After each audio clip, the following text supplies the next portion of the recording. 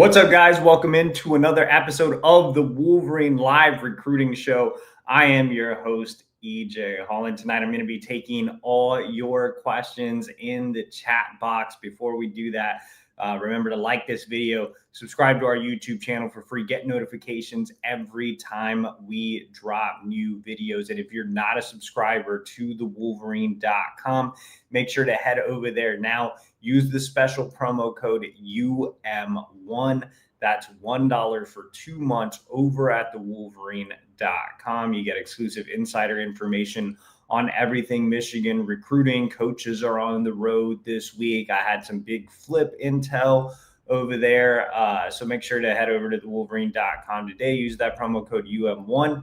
And it's $1 for 2 months. You also get team coverage. Also, the season's going on. Plus, you get to be part of a great message board community with thousands and thousands of users. So now is the perfect time to take advantage of that. All right. So this is our Q&A show. I'm not sure why I disappeared, but it is it's spooky season, I guess. This is our Q&A show, which means that I will be answering all of your questions. They will be answered in the order in which they came.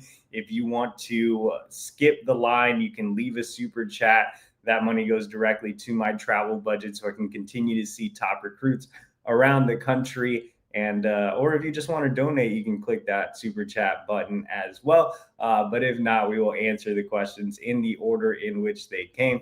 And Zachary Pizot is here bright and early, 11:30 a.m. He said, what have you heard recruits like Kari Adams, John Meredith, Duve Williams, etc. say about seeing Michigan playing true freshman defensive backs as early as they are?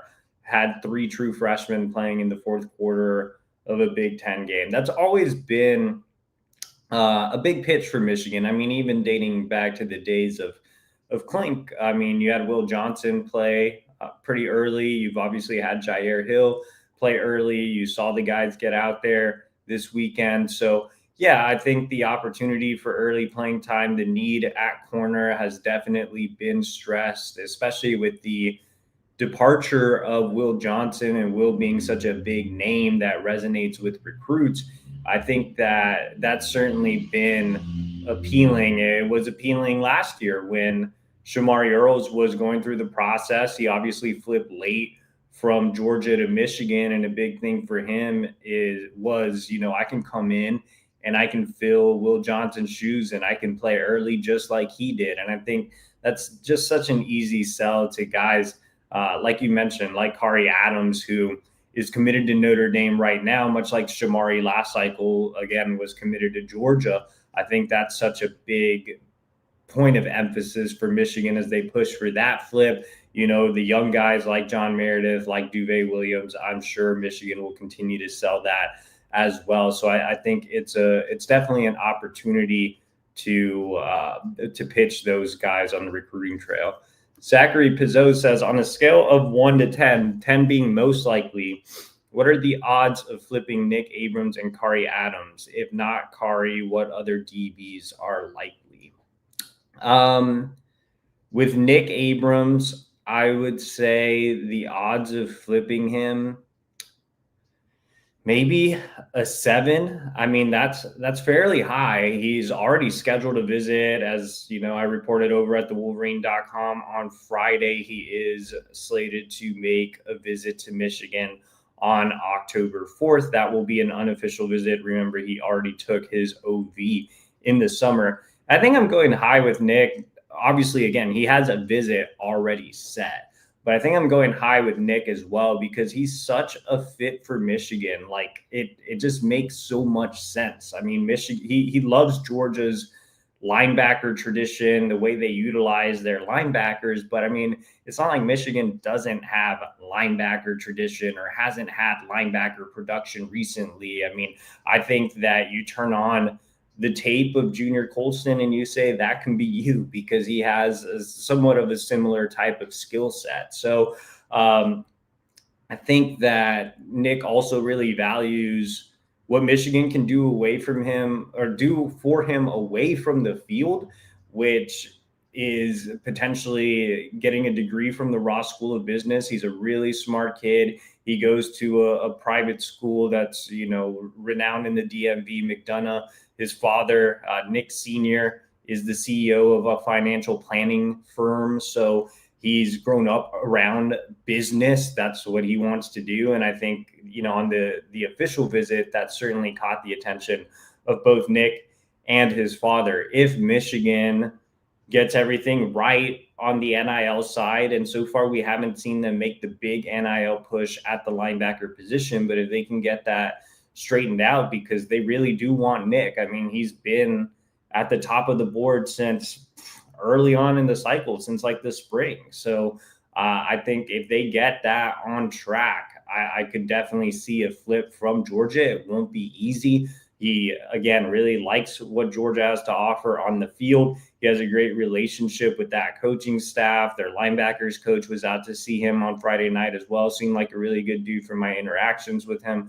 I think that's a big factor for him. He's already developed relationships with a lot of the commits at Georgia too. So, yeah, I mean, again, it won't be easy, but I just feel like Michigan checks a lot of boxes for him. On the flip side of the coin, Kari Adams, right now, I would go relatively low, like a 3 or a 4, mostly because he doesn't have a visit set, and it's still September. They're still kind of in the early stages. If you remember, like Shamari Earls' recruitment around this time, it probably would have been the same thing. Like, things didn't really heat up with Shamari until the following month, like later. I think it was like mid-October, late October, that things really started to progress with Shamari. So if that happens, if it's going to happen with Kari, I think it'll be sometime next month, especially as Michigan hosts some of these, bigger recruiting weekends. They're obviously having one for Wisconsin, which again, Nick Abrams is coming to. I know this is November 1st, but Purdue, Washington. So, you have some opportunities to get Kari on campus. Now, Kari's pretty locked in with Notre Dame. He was very candid about it. I think he gave a very honest interview, which you can go read at thewolverine.com. Didn't give a lot of reason for excitement right now, but again, Shamari wouldn't have given a lot of reason for excitement last cycle around this time. So I said in the summer, Michigan may not win Kari Adams the first time, but they could win him the second time. I still believe that. I still feel like this confidence level could certainly rise as the cycle progresses. Notre Dame checks a lot of boxes for him, but so does Michigan. And I think Lamar Morgan, if anybody out there can flip Kari away from the Irish, it's him. He has a proven track record of doing that. He did it with Shamari. He did it with Jordan Young from Clemson. He did it with Elijah Dotson from Pitt. So he's been a bit of a flip artist. He did it this cycle already with Jordan Deck, flipping him from Baylor. So I think Lamar Morgan just does a really good job of building an authentic relationship. And when I talked to Kari, I said, what's kind of been Coach Morgan's pitch to you?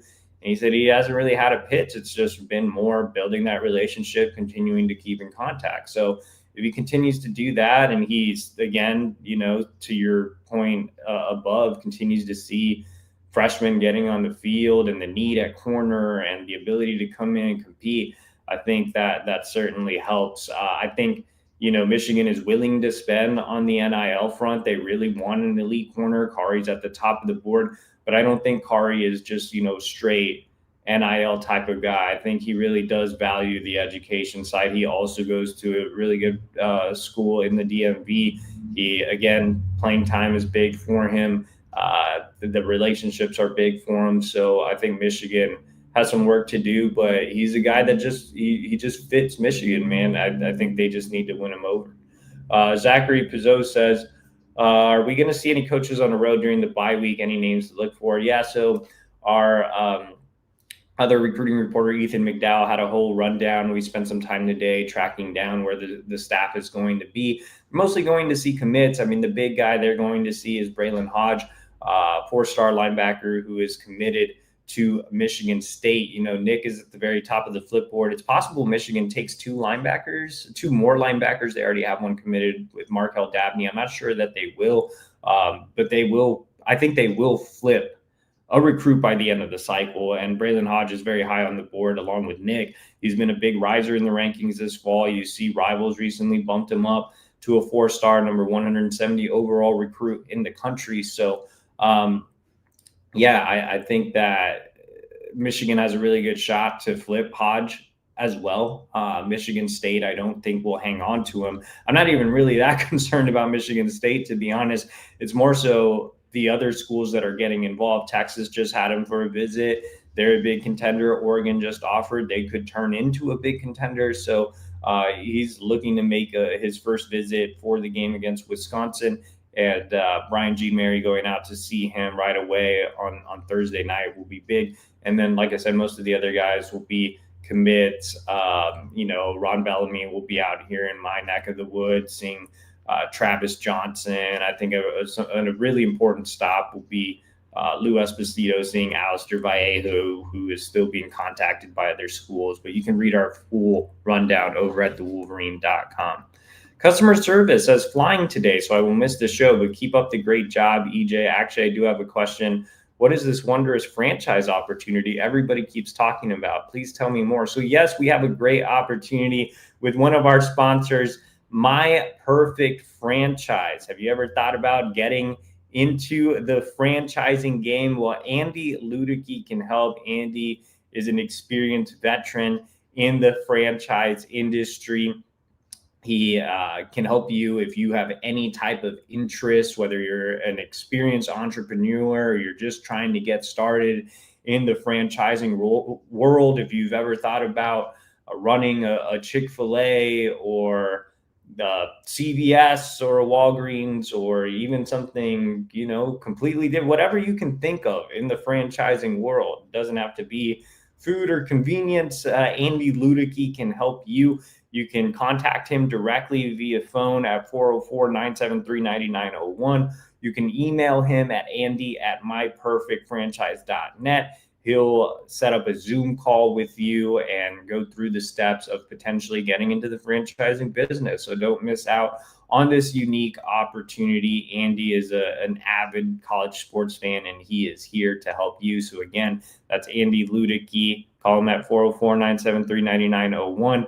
or email him at andy@myperfectfranchise.net. All right.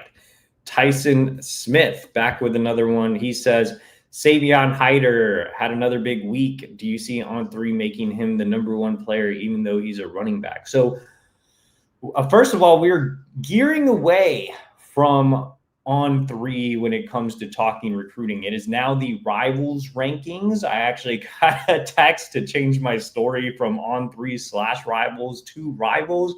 So they are now the Rivals recruiting rankings. So obviously Rivals updated the rankings last week. They moved up Savion 4 spots. He was 12. He's number 8. He's also number 8 in the industry. He's the number 1 running back by a good margin. I had a great interview with Charles Power at the Wolverine, who runs our recruiting rankings. And he said, Savion's created some more separation between himself and the field at the running back position. Now, in terms of the number 1 overall prospect, do I think Savion should be the number 1 overall prospect? Probably. I mean, pound for pound, he's the best player in the country, in my opinion. I think that they haven't really valued the running back position when it comes to rankings because, it's not really a sexy position for the NFL draft, like tackle or quarterback or edge. But again, if you're talking pound for pound, best player in the country, give me Savion Hyder. You look at the production on Friday nights, it's there. He had more than 300 yards in his first game back after missing his entire offseason. Then he had more than 270 yards last week. So he's already up to 600 yards in 2 games with no offseason. And when you look at the tape, man, he just checks all the boxes. He's a guy that plays with a ton of power between the tackles, just a really physical runner, has elite burst, agility, a guy who can break long runs as well, had verified times as a 14-year-old that were better than most junior prospects. So I think that Savion, again, he's the complete back. I think he'll come in and make an immediate impact and be a significant difference maker at Michigan. So why not? I think this is a cycle as well where there is no clear number 1. Like, I mean, I've seen Jackson Cantwell before. Give me Savion Hyder, man. Like I would take him. I love Carter Meadows. He's obviously in the discussion for the #1 player as well. Rivals bumped him up to #3, but I would still take Savion Hyder. I think he's the guy, man. Tyson Smith says, with Brady Smeagol throwing interceptions every week, do we look at another quarterback? Yeah, Brady Smeagol is definitely off to a rough start. We talked about it a little bit last week. I think he got dropped to a 3-star in the Rivals rankings. He's now the number 30 quarterback in the country. I just don't think that Michigan's going to explore another quarterback. I would love to have seen them take a different quarterback when that whole situation was going on. I really liked Oscar Rios, who has been a steady guy in the rankings and has had a really strong season. But this is the kid that Chip Lindsey went out to see, that he valued, that he decided to take. And it's also a year, it's a cycle where you want to have kind of a safe option behind Bryce Underwood. And despite the turnovers, which is pretty concerning, to be completely honest, but I still think he's a guy that has a high floor. He can make accurate throws, short to intermediate. He can be a very capable backup. He's a coach's kid. He will have no problem picking up the offense. And on top of that, you already have your 2027 quarterback commit in Peter Bork. And then you have 2028 where all the attention is going to be on Donald Tabron. I just, who else were you going to get coming in after Bryce Underwood? So I think they're going to stick with Smeagol. Tyson Smith says, can Tank knock out Jake Paul? I've got my Tank shirt on today. I don't think so. I think it's going to be, first of all, I'm not, if it were a real fight, I'm not sure that he would, because Jake Paul outweighs him by like 70 pounds. And that's a tough ask out of anybody, even with Tank's, resume as a knockout artist. But also, it's an exhibition, and I don't think Tank would be allowed to knock out Jake Paul even if he wanted to. So I think he's just there to collect a check. I think they both are, and we'll enjoy another circus like the Mike Tyson fight. Tom said, Braylon Hodge, Kason Thomas, or Nick Abrams, best linebacker prospect most likely to sign with Michigan. I think that Braylon Hodge and Nick Abrams are the best linebacker prospects. I would go with Nick Abrams, but I'm biased because I've seen him so much, and I haven't seen that much of Braylon Hodge.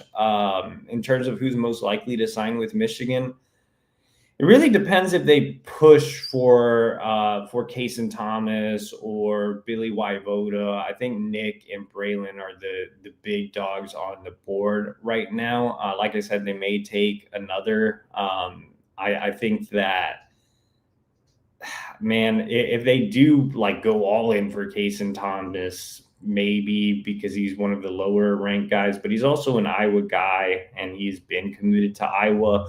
It'll be interesting to see who they end up with, man. Like I said, they could take two. I think they'll definitely flip at least one prospect before the end of the cycle. Tom says, why has Nick Abrams fallen in the rankings? He's very young. I know there are some questions about tackling and closing speed. Your thoughts? You've seen him plenty. Yeah, I've seen him a ton. I think if they did the rankings based on some of his senior film, which, to be honest, I haven't looked at it. I was out there to see him play, and I don't know if he's done this in his other games, but when I saw him on Friday night, he was playing edge, and it just took him so out of his comfort zone. Like, sure, he was getting after the quarterback and getting consistent pressures and playing well, doing well setting the edge and playing against the run, but he's not an edge. I mean, he's a Mike linebacker with maybe some potential to play well, especially in Michigan's defense. But I think the fact that he's maybe playing out of position, at least if he's been playing out of position like that in previous games, then I can see why they dropped him, because he's just not. He's used to being a guy who's in the middle. He has a big defensive line headed up by Joseph Buchanan, who's a Rivals 300 prospect. They really control the line of scrimmage. He's free to roam around and make a ton of plays when he's playing his traditional backer spot.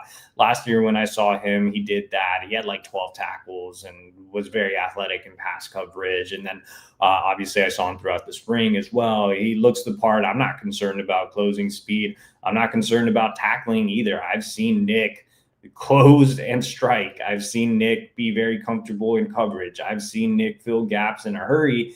He's just not in the position to do that right now. He's playing edge. So I think he's doing what the team maybe needs him to do, but we didn't get a full look at Nick. At least maybe the Charles Power and the rankings department didn't, because I certainly didn't on Friday night. That wasn't the Nick Abrams that I'm used to seeing, just because he's out of position. But I'm not really concerned about that when he is in position and playing his actual linebacker spot. He's one of the best linebackers in the country. Tom says, should Michigan go after Eli Bickle, current Michigan State commit? Keep up the great work, EJ. I think Bickle's one of the offensive line commits for them. They are looking for a late riser. We still haven't seen any real names pop up in terms of guys they're really going to go all in for. Maybe Bickle makes sense. He is an in-state kid. He's a 3-star prospect. He's listed as an interior guy, but 6'6", 270. So it seems to have a good frame. I just don't know enough about him, to be completely honest, to say whether Michigan should or shouldn't go after him. But I know they are evaluating several offensive linemen, again, that could be late risers. Lou says, great content, EJ. Any elite wide receivers from 2027 that have interest in Michigan reclassified to 26, knowing immediate playing time would be available? I guess you can't rule it out. But no, I haven't heard that on any of the 27s. Really, they've been focused on 3 priority targets, being Monsoon Sales, Dakota Warrant, and Quinn Burrell. And we haven't heard anything about potential reclass with any of them. Lou says, any possibility that Michigan could get Anthony Carter or Jerry Rice as the next wide receivers coach? At Michigan, the recruits would draw attention to would be epic. I mean, I would love to see Jerry Rice at Michigan, just because I'm a Niners fan. He's also the GOAT. But no, man, I mean, Ron Bellamy's a Michigan guy.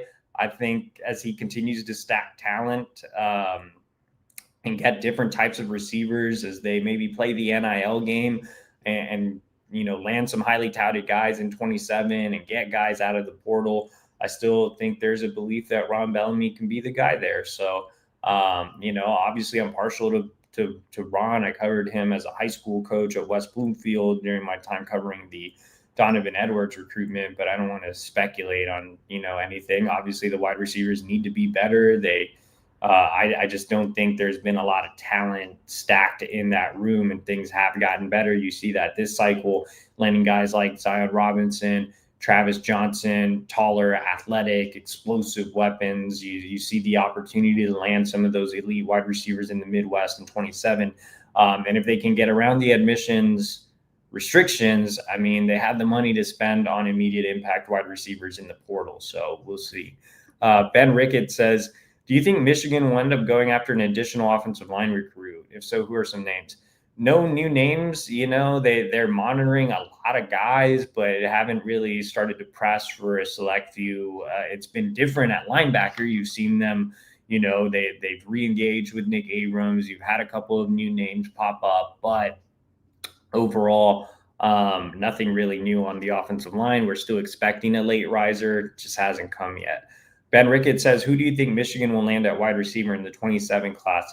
It's tough to say. I think they would ideally land one of the big 3, which again would be Dakota Grant, Monsoon Sales, Quinn Burrell. All 3 are in the Midwest. Grant being an in-state kid with ties to Michigan. I mean, he would ideally be in the class.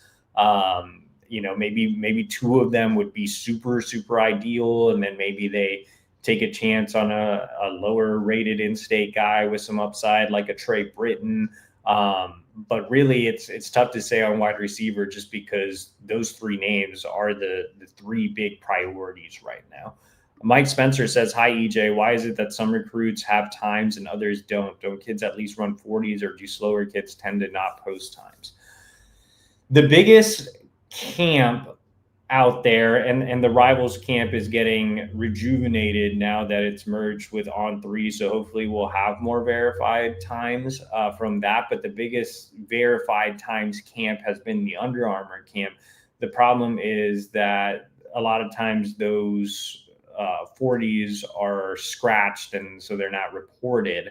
When it comes to track, it really just depends on the kid. Sometimes you have kids who are fast that run, like Savion Hyder. He ran an 11.1 as a 14-year-old, which is a really good time, faster than all of the wide receivers Michigan has landed. So again, he ran 11.1 as a 14-year-old, and then he decided not to run track because he wanted to focus on football. And then he was going to come back to do track this year, and then had the injury. Like I said, he missed the entire offseason. And then there are guys that run, really, really good times. Zion Robinson ran a 10.89 as a freshman, and he was the Texas high jump champion as well as a sophomore. And then he gave up track because he wanted to focus specifically on football. And he's also a high-end basketball player. He wants to do both at Michigan.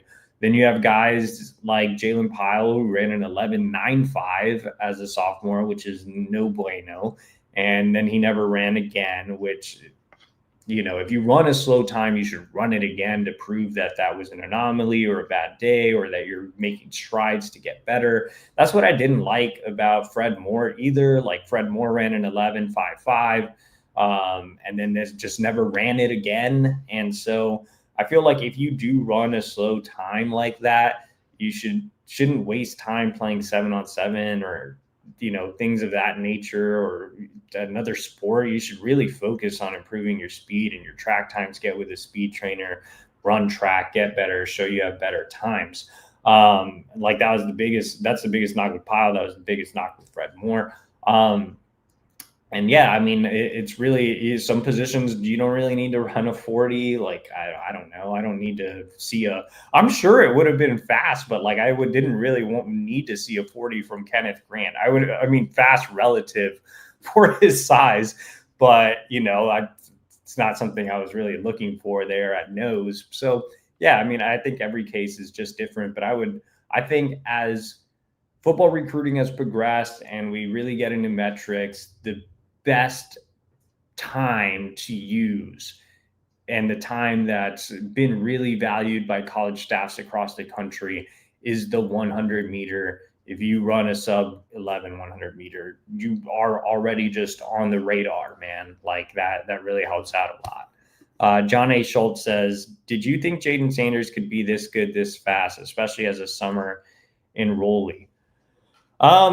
No, honestly, if Jaden Sanders turns out to be a stud, I would have been too low on him as an evaluator. I had him ranked as, a back end 4-star. So not that low, but actually lower than the industry. And, I felt like Jaden had the height and the length, really athletic, plus basketball player, but he was just so raw when I saw him live. He just didn't really have that hip flexibility or that high level technique. I wasn't sure how fast he was. He's a kid who didn't really have verified track times either, which was really frustrating. So I think I valued him lower than the services, but yeah, I would be, he would not be one of the guys that I hit on. He would actually be one of the guys that I would miss on. C. Foss says, who are realistic flip candidates for the 26 class? Like I said, offensive line, it's going to be a late riser. It could be a guy that's committed to a lower end school, like a Michigan State. A linebacker could have a Michigan State flip with Braylon Hodge. You have Billy Waivoda. You have Nick Abrams, obviously. Like I said, Braylon Hodge. So there's various flip options there. at the linebacker spot. And then at corner, I mean, they really want an elite level guy, whether that's Kari Adams or Devon Benjamin or Hayden Finney. I mean, those are the names to know that Michigan's really working on from a flip perspective. Michelle Wallace says, tell rivals stop making money out of my account. I never gave them permission. I always get my information from you, the GOAT. Well, I mean, I am employed by Rivals now with the merger. So if you are subscribed to thewolverine.com, that is Rivals. If you are getting billed by both the Wolverine and Maize and Blue Review, and you're not using Maize and Blue Review, then and you're for whatever reason getting billed by both sites, then let me know and I can take care of it. Just shoot me a DM on Twitter. They're open. Sneaker God says, any potential transfer wide receivers next year? Mario Craver, Eugene Wilson, Zachariah Branch, Mekhi Lemon, Nick Harper, Ryan Williams, Ryan Wingo, anybody. I don't know. I mean, I think guys will know that Michigan is willing to pay. The thing that makes me hesitant to say Michigan will definitely, land a big time portal guy, or they'll land a big surprise. Like, they'll already be working behind the scenes like they did with Justice Haynes.